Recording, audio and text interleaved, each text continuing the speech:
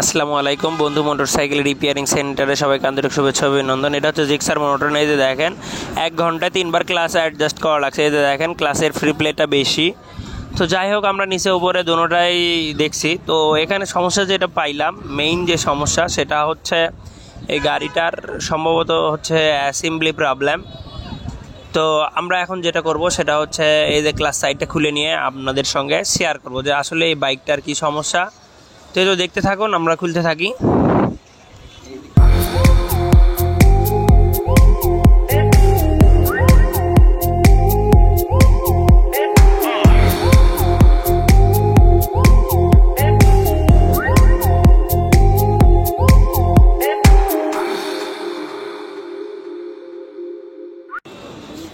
তো এই যে দেখেন মানে ক্লাস কাভার সাইডের সব নাট খোলা আমাদের প্রায় শেষ। এখন আমরা ক্লাস কাভারটা ওপেন করব। ওপেন করে এই যে আমরা এখন যেটা পাইলাম সেটা হচ্ছে এই যে দেখেন এখানে কিন্তু নাটের এখানে কিন্তু বেশি ফলস, কারণ এত বেশি ফলস কিন্তু এখানে থাকবে না।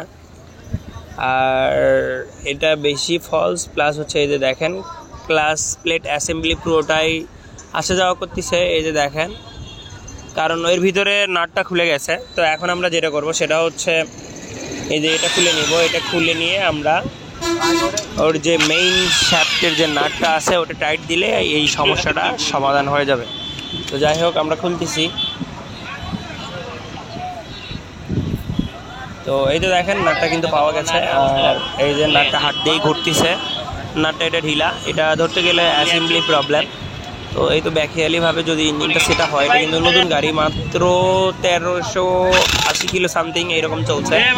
তো এটা এখন আমরা টাইট দিচ্ছি, কারণ এটার কারণে আপনার বারবার ক্লাস লুজ হয়ে যাচ্ছে, আবার টাইট হচ্ছে। তো এই তো দেখেন এটা আমাদের লাগানো শেষ।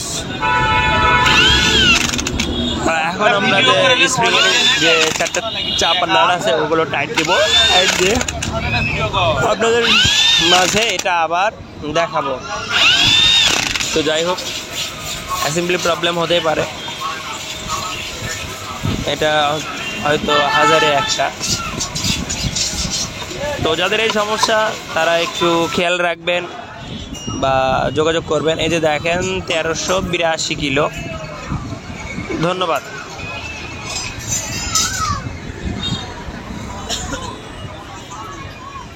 ভালো লাগলে অবশ্যই লাইক শেয়ার করবেন।